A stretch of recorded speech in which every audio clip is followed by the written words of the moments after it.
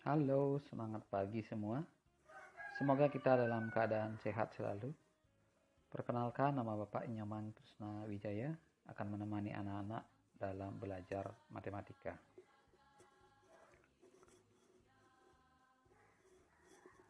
Bapak awali pembelajaran kita dengan sebuah motivasi. Perhatikan foto tokoh tersebut. Beliau adalah seorang ilmuwan yang berasal dari Italia. Beliau menemukan apa yang dinamakan sebagai bilangan Fibonacci. Mengapa Bapak menampilkan bilangan Fibonacci? Karena pelajaran kita selanjutnya adalah tentang bilangan. Perhatikanlah, Bapak sudah berikan 3 baris contoh bilangan Fibonacci. Bapak berharap anak-anak akan menjadi ingin tahu untuk mencari tahu apa sih bilangan Fibonacci itu. Nah, untuk mencari tahu bilangan Fibonacci itu, anak-anak bisa berselayar seperti yang sudah anak-anak lakukan. Anak-anak bisa ke Google, tanya Google. Lalu kita masukkan kata kuncinya bilangan Fibonacci. Maka kita akan peroleh informasi seperti itu, bahwa bilangan Fibonacci adalah bilangan yang berikutnya diperoleh dengan menjumlahkan 2 angka berurutan sebelumnya. Nah, sekarang kita kembali kepada bilangan yang tadi. Bapak berharap dengan pemahaman tadi, anak-anak sudah bisa menemukan bilangan berapa setelah angka 13, bilangan berapa setelah angka 8, dan bilangan berapa setelah angka 16. Mohon maaf sedikit ada gangguan teknis. Berikutnya, setelah anak-anak mampu menjawab itu, Bapak berharap ini menjadi sesuatu yang menarik dan agar mudah dipahami. Nah, setelah melihat contoh yang tadi, sekarang Bapak minta, bisakah anak-anak membuat sendiri satu barisan Fibonacci seperti yang sudah dicontohkan? Sekaligus sebagai tugas, silahkan kirim japri ke nomor WA Bapak sebagai bukti anak-anak serius mengikuti pelajaran ini.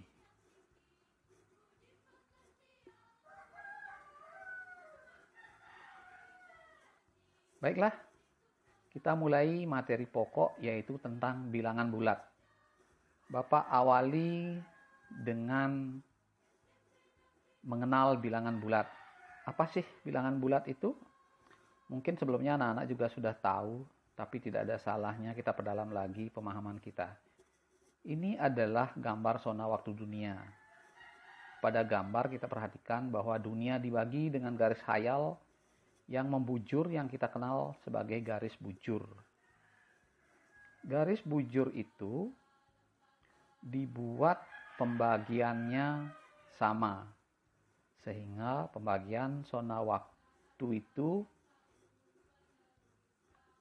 kalau kita buat dalam bentuk sederhananya, bisa kita buat seperti garis bilangan yang sudah anak-anak kenal sebelumnya. Jadi, dunia nyata kita seperti ini. Jadi, bumi sesungguhnya untuk menentukan zona waktunya dibagi-bagi. Berikutnya, kita juga mengenal termometer, suatu alat yang digunakan untuk mengukur suhu. Mungkin yang sering kita ketahui, termometer yang sering dipakai adalah termometer suhu badan, yang jika kita dalam keadaan sehat, suhu kita akan berkisar 36-37 derajat Celcius. Tetapi apabila diukur suhu udara di berbagai tempat, bisa minus, bisa di atas titik beku dan bisa di bawah titik beku. Berikutnya kasus ketiga, apabila kita ke laut, maka jika kita eksplorasi laut, maka kita akan dapatkan situasi keberadaan kita, bisa kita kategorikan kita berada di atas permukaan laut dan bisa juga di bawah permukaan laut. Ketiga situasi itu semuanya kita bisa gambarkan dalam garis bilangan.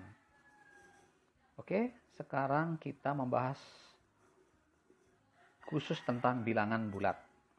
Seperti anak-anak lihat, bilangan bulat adalah bilangan yang terdiri dari bilangan bulat positif, bilangan bulat negatif, dan bilangan nol, seperti tampak pada gambar tersebut. Apa yang kita pelajari tentang bilangan bulat? Ya,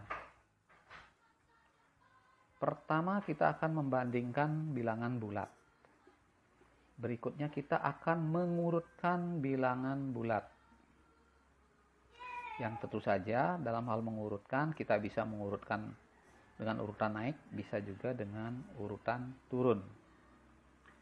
Hari ini yang kita bahas adalah membandingkan bilangan bulat. Tentunya kita bisa bertanya, apa yang kita bandingkan? Nah, salah satu yang bisa kita bandingkan dari bilangan bulat itu adalah nilainya. Apakah lebih besar, lebih kecil, atau sama dengan bilangan yang lain? Mengenai simbol matematika tentang lebih besar, lebih kecil, tentu saja anak-anak sudah tidak asing lagi, sehingga tidak perlu Bapak komentari lagi. Sekarang lihatlah, Bapak sudah membuat beberapa pernyataan di situ. Ada 5 lebih besar 3, 2 kurang dari 8. Sekarang Bapak minta cermatilah pernyataan-pernyataan tersebut. Adakah pernyataan yang keliru? Berikutnya, Bapak berikan kesempatan anak-anak untuk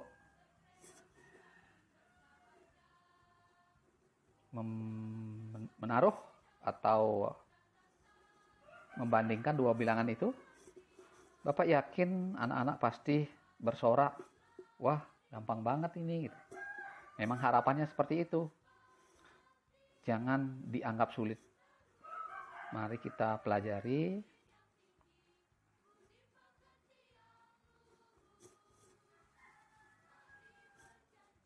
Nah, Bapak yakin anak-anak pasti semua benar dengan jawaban yang anak-anak buat. Oke. Sekarang kita bisa lanjut kepada hal yang lebih abstrak sedikit ya. Bapak berikan 5 buah bilangan positif A, B, C, D, E yang belum kita tahu angkanya berapa, apakah angkanya genap atau angkanya ganjil, dan bahkan mungkin juga campuran antara genap dan ganjil.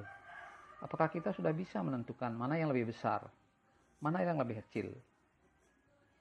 Tapi anak-anak tidak usah khawatir dulu, karena ini tidak mesti harus dijawab sekarang.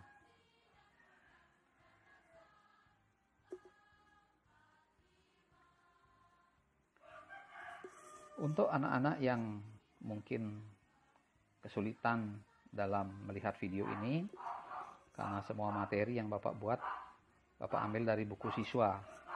Anak-anak bisa baca di sana dan mencoba memahaminya.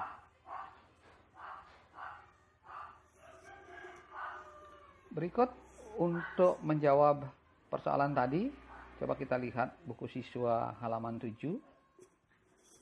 Di situ kita atau Bapak berikan bilangan yang cukup besar yang akan kita bandingkan, yaitu bilangan 6.123.987. Pada bilangan yang besar ini, kita akan mulai mempelajari tentang nilai tempat. Kita lihat angka 6 itu menempati posisi jutaan, dan seterusnya angka 8 posisi puluhan, Dan terakhir, angka 7, posisi satuan. Tentu saja dari posisi itu kita sudah tahu posisi mana yang lebih besar. Jutaan tentu saja lebih besar daripada ratusan ribu dan seterusnya. Demikian juga kita akan menyusun angka-angka yang terdiri dari beberapa digit yang berbeda. Nah, untuk angka-angka yang terdiri dari digit yang berbeda, kita akan pelajari pada pertemuan berikutnya. Sebagai penutup, Bapak berikan kuis dalam Google Form yang akan Bapak bagikan pada link WA grup kelasnya. Tetap semangat, jangan lupa kirim apa yang Bapak tugaskan. Terima kasih.